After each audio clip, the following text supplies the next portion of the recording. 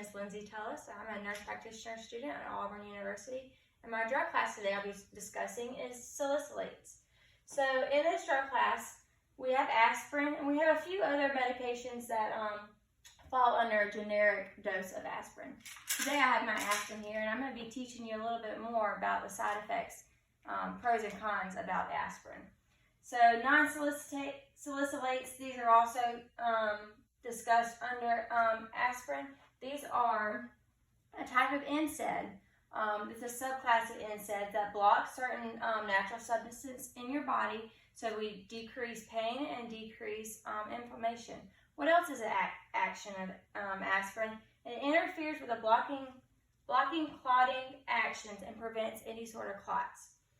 Therapeutic effects, so mainly it's to relieve pain, inflammation, and fever, and excessive blood clotting disorders.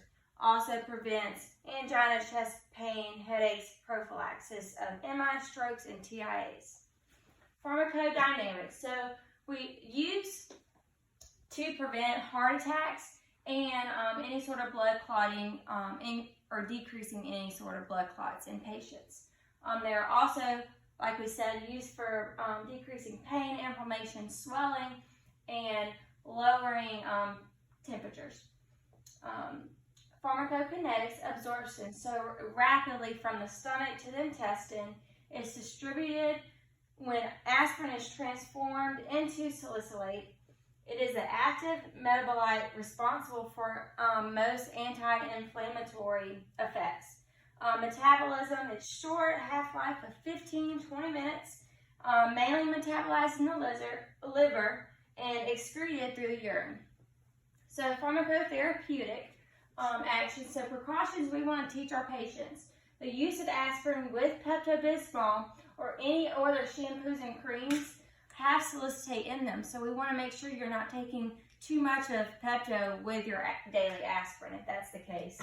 Contraindications, we don't want to use these 5 to 7 days before a procedure because it's a blood thinner, so it can cause bleeding unless your doctor recommends you taking it.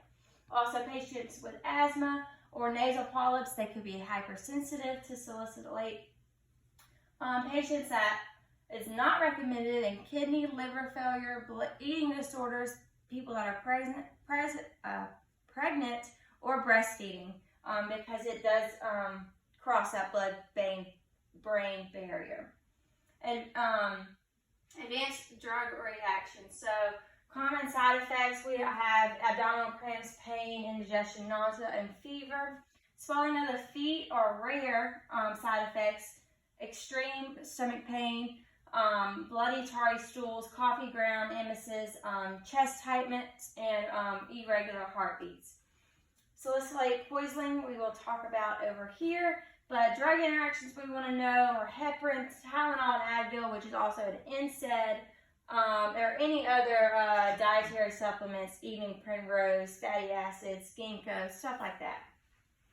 So rational drug selection is low cost. You can get it over the counter. It's rapid acting, but it's important to discuss with your doctors to make sure if you need to be on it.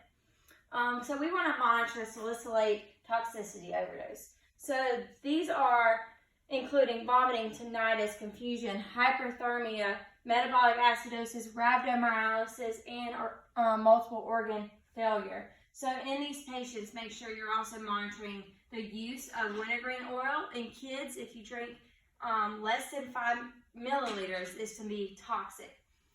Also with the peptone, patients with autoimmune disorders or arthritis, they're taking more of this aspirin, so we want to make sure that we're giving them education on toxicity. There's no antidote. You would give activated charcoal or possibly hemodialysis if toxicity is severe. Education, don't want to take longer than 10 days if you're using it for pain, or longer than 3 days if you're using it for fever. Something else might be going on, so you want to talk to your physician about this. Administration, you would usually take it with an 8-ounce glass of water and don't lie down for 10 minutes. The most common dose is 81 milligrams daily.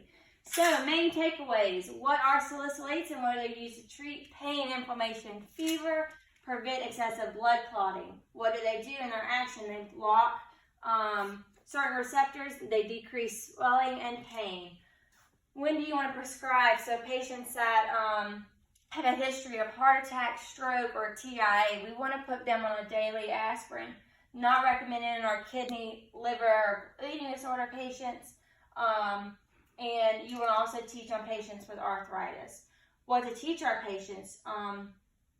You want to make sure that if they've had a stroke, heart attack, or TIA, that they take their aspirin every day, because this can lead to a life-threatening heart attack if stopped. All right, I think I covered it all. Thanks for tuning in.